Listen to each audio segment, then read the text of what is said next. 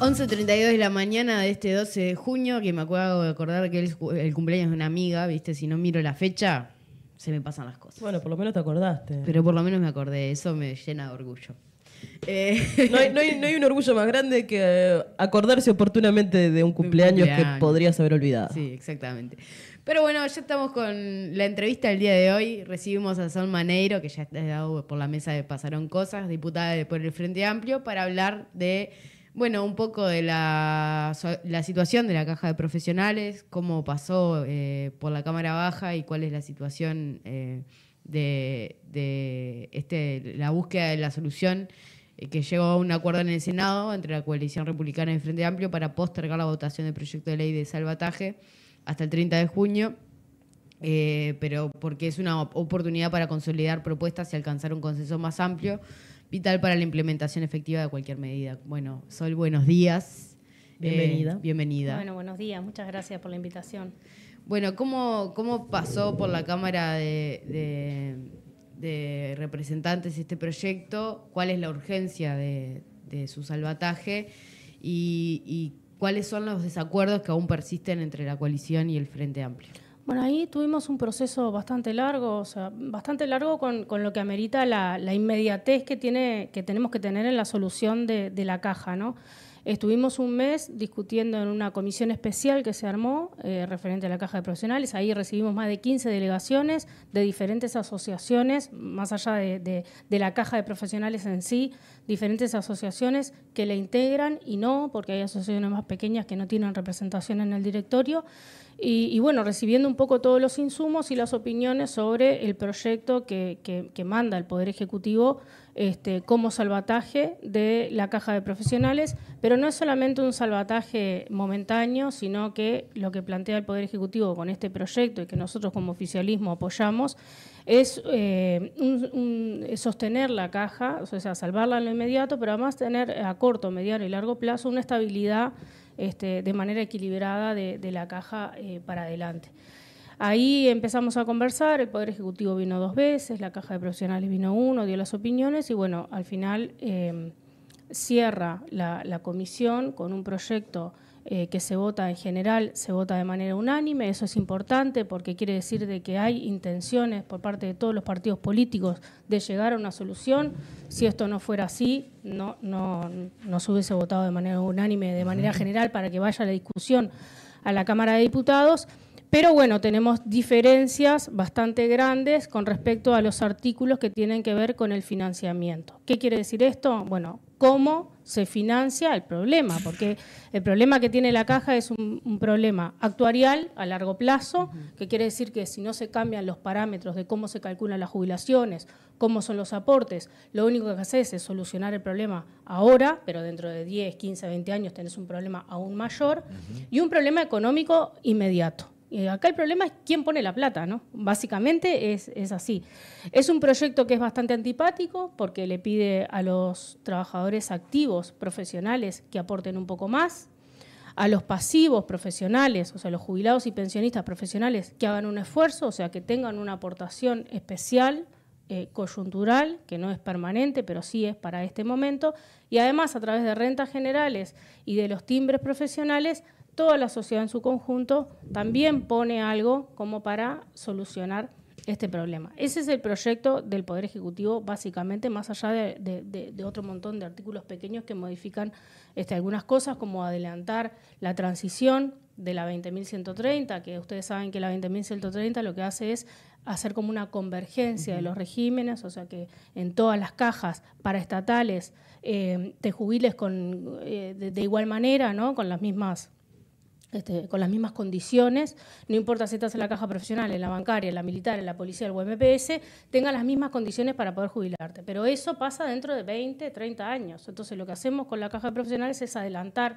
un poco esa convergencia por el problema actuarial que tenemos en lo inmediato. Y bueno, y básicamente ahí nosotros recibimos desde la oposición una propuesta que era en realidad que los activos, no subirle el aporte a los activos, que los pasivos no pusieran un peso y que a través de rentas generales y de un ajuste de los timbres profesionales se solucionara el problema de la caja, lo cual nosotros no estuvimos de acuerdo y por eso en la Cámara de Diputados, cuando se dio la votación de esos artículos, fue como vacío con respecto al financiamiento, porque esos artículos, como nadie tenía los votos, se eliminaron, como quien dice, del proyecto y así pasó al Senado. O sea, se votó un proyecto en la comisión que después se modificó en diputados y fue al Senado sin un financiamiento. Ahí hubo una jugada de Identidad Soberana con la coalición de gobierno. Identidad Soberana se alinea con la coalición de gobierno y vota un aporte mayor del Estado.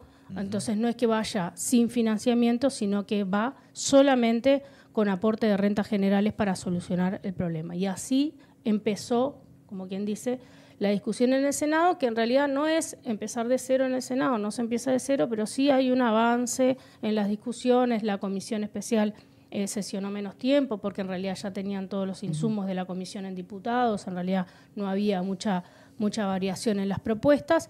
Y bueno, nosotros ahora lo que estamos apostando es de que se generen los consensos políticos para que la carga de la solución de la caja de profesionales no caiga exclusivamente sobre el Estado y sobre los timbres profesionales.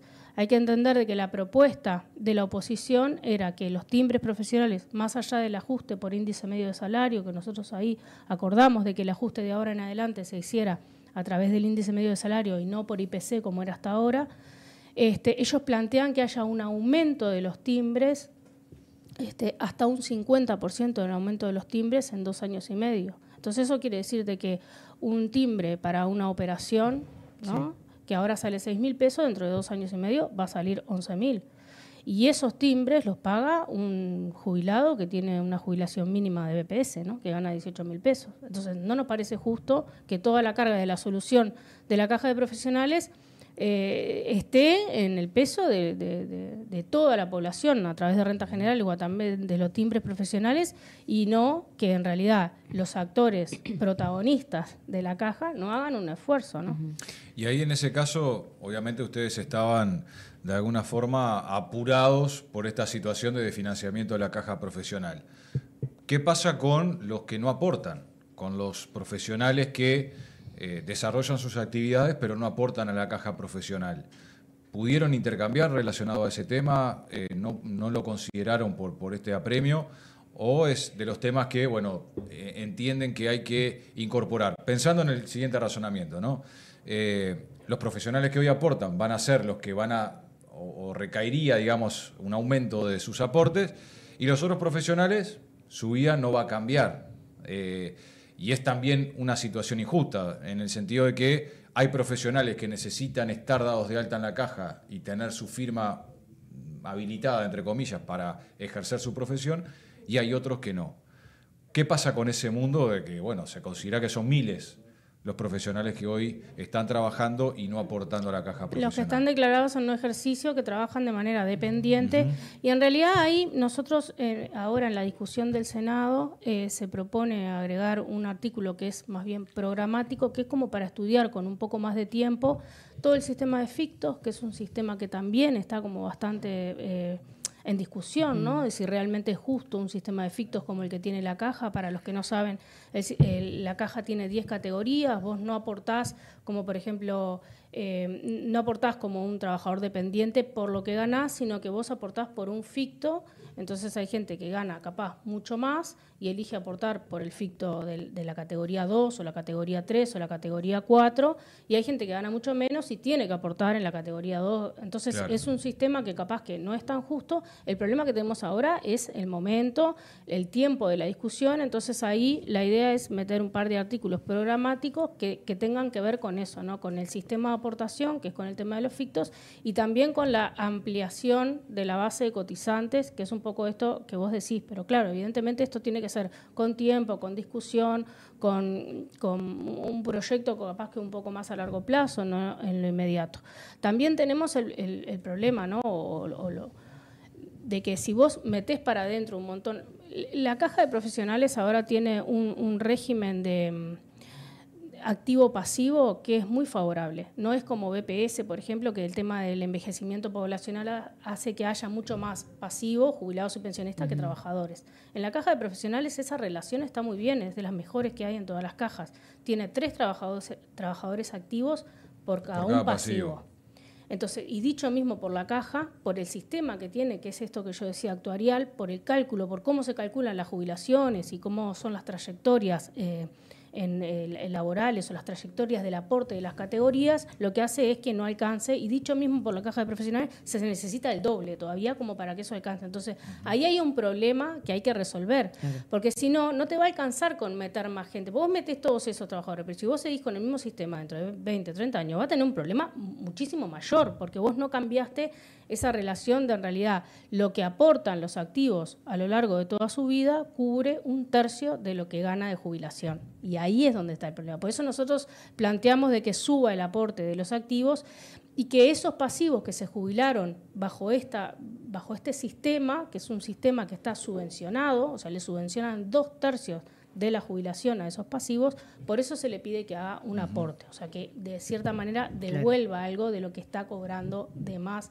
y siempre entre comillas, porque uno cuando es un sistema que ya está implantado y uno cuando empieza a aportar a la caja no es tampoco que vaya pensando, me voy a jubilar con más, con menos, o sea, son las reglas del juego que hay ahora, pero también es un tema que hay que resolverlo ahora. Entonces, con estos aportes programáticos, la idea es ir cambiando las cosas como para que el sistema sea más justo y también ampliar la base de aportantes, o sea, que los trabajadores que trabajan, los trabajadores dependientes no aportan a la caja, pero tampoco se jubilan por la caja. Entonces, no ese es el problema que tenemos ahora. Porque si vos los traes para la caja, también después los vas a tener que jubilar. Entonces, ¿no? O sea, hay varias propuestas como para ampliar la base de aportantes, pero también hay que solucionar el problema actuarial, porque si no el problema lo vas a tener más adelante. Y el problema parece estar instalado en la seguridad social. De hecho, por algo se convoca a una comisión que va a estar analizando este tema en aspectos más generales. Pensando lo siguiente, con el IAS, por ejemplo, de los pasivos de la caja profesional, que va a eso al Banco Previsión Social en este momento. ¿Puede haber un riesgo ahí de que haya algún tipo de recurso, de presentación de los pasivos, en el sentido de decir, bueno, a mí me están cobrando doble o me están cobrando lo mismo 2 veces, en el sentido de que, bueno, ya estoy aportando al IAS y me van a pedir este aporte también? ¿Hay riesgo de eso? ¿Se consideró la posibilidad de que la plata que va al BPS venga a la caja profesional? Que también sería una solución, como se dice, vestir un santo para desvestir, vestir un santo para vestir a otro. Pero bueno, es una situación como de muchos equilibrios, ¿no? Aparenta, por lo menos de lo que se ve en esta discusión pública. Sí, cuando se instaló el sistema del IAS, el aporte del IAS, ya estaba previsto que ese aporte iba para BPS y eso no va a variar. Hay que entender de que BPS no es solamente un sistema de jubilaciones y pensiones, sino que abarca un montón de otras prestaciones contributivas y no contributivas que también van a toda la población en su conjunto, incluyendo a los profesionales, ¿no? Como la prueba del talón que se le hace a todas las mujeres, o sea, un montón de prestaciones que no son contributivas.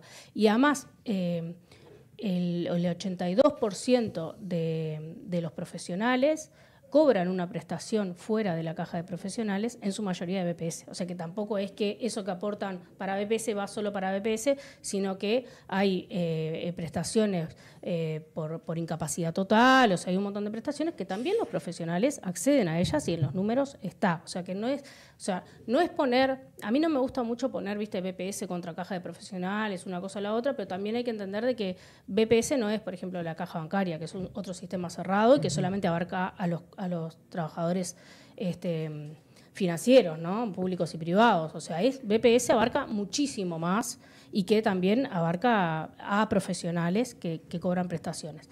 El aporte ahí se dice muy livianamente, es inconstitucional, ¿no? Esa palabra que se usa así como que la tiran, como no hay ninguna sentencia que plantee de que el IAS es inconstitucional y ya hay, o sea, el aporte pecuniario que le llaman, ¿no? De los pasivos, que es el aporte específico de los pasivos que harían en la caja de profesionales, es clonado del que hacen en la caja bancaria y el que hacen en otras cajas, como quien dice, y ninguna sentencia ha demostrado de que eso sea inconstitucional. O sea que eso, el que lo dice, no tiene una base jurídica para decir esto es inconstitucional.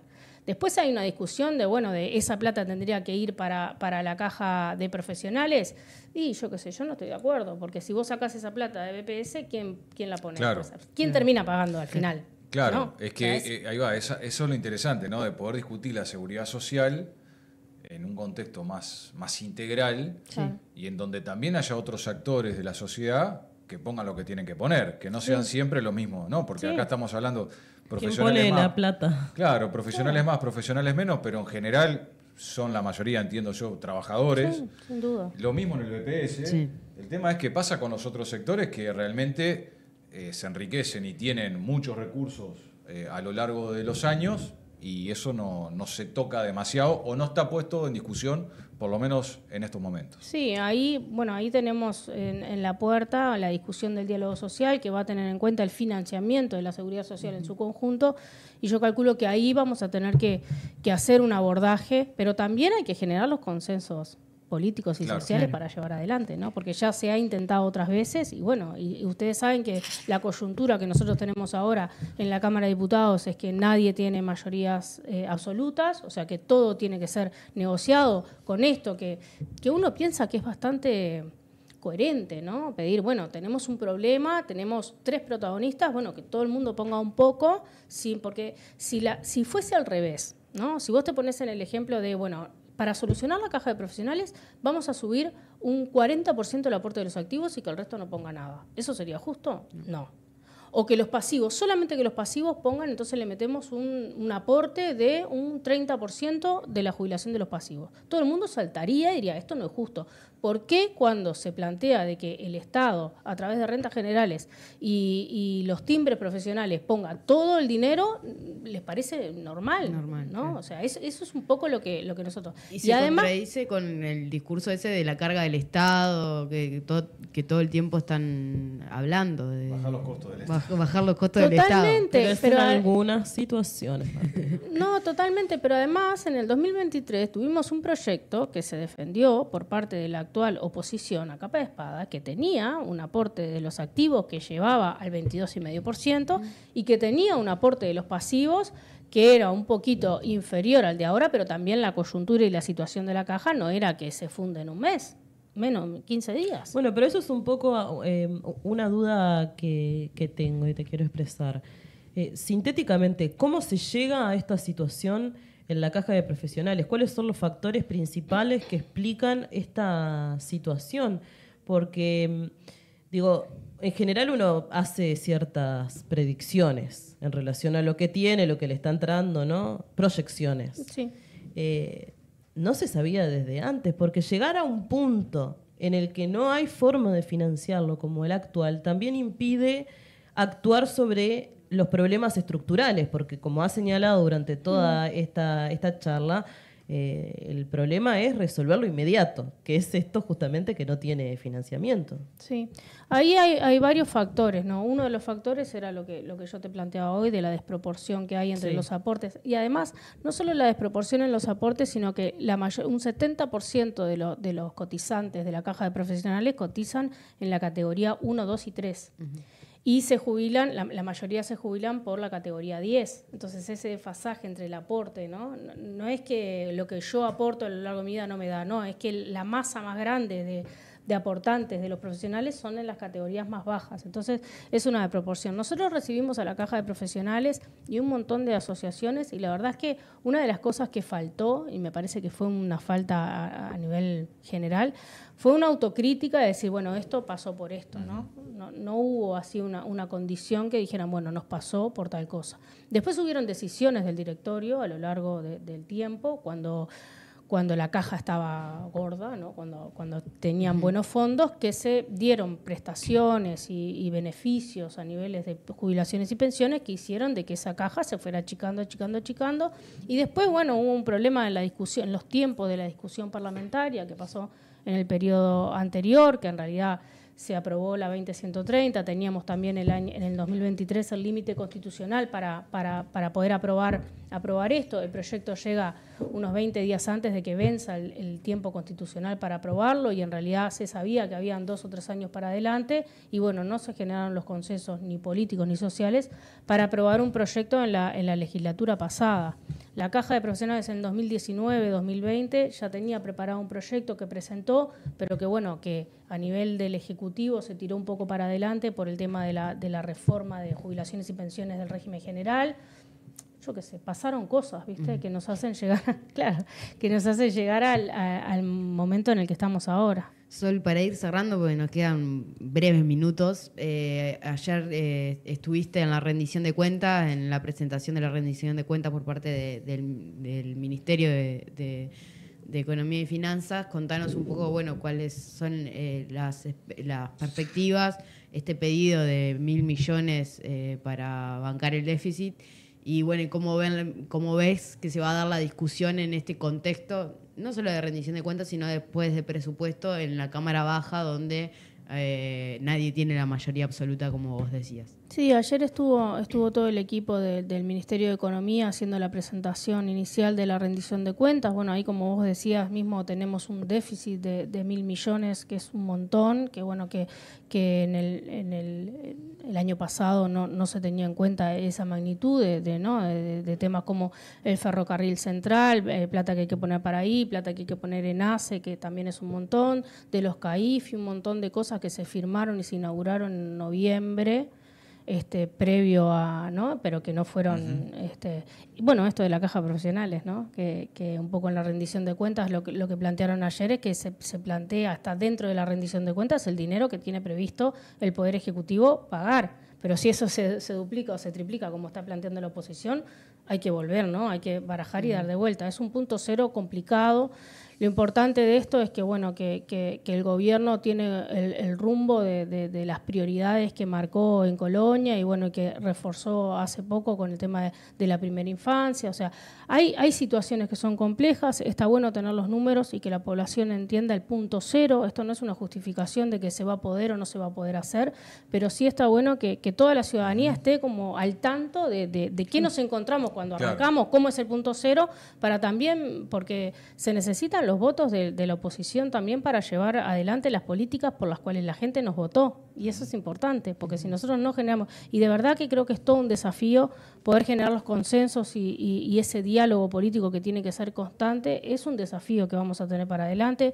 Cosas que se podrán conseguir, otras que no, tendremos que ceder en algunas cosas, pero bueno, está claro que este gobierno, tanto el Poder Ejecutivo como la bancada oficialista, tiene claras cuáles son las prioridades, ya lo está marcando con estas señales que dio, con el tema de la evolución de los jornales solidarios, de tener un empleo de calidad enlazado con la formación, este bono para los gurises de las escuelas de los quintiles más bajos. Eso es una señal clara de que apuntamos a que la redistribución de la riqueza sea real, y bueno, y que las personas que la están pasando más mal se recuperen y vayan recuperándose de a poco con diferentes políticas que le cambian la realidad en el corto plazo. Y después en el presupuesto se discutirán un poco las medidas un poco más macro que van a hacer que las realidades de la población cambie un poco y se estabilice. No es que te cambie en el momento, pero sí que vaya en un proceso de mejorar la calidad de vida. Para terminar, pero porque me quedé pensando lo que vos decías. Leí que Arbeleche mandó una carta al director del Partido Nacional un poco cuestionando el relato del Frente Amplio, ¿no? De que horrible todo lo que dejó el gobierno anterior.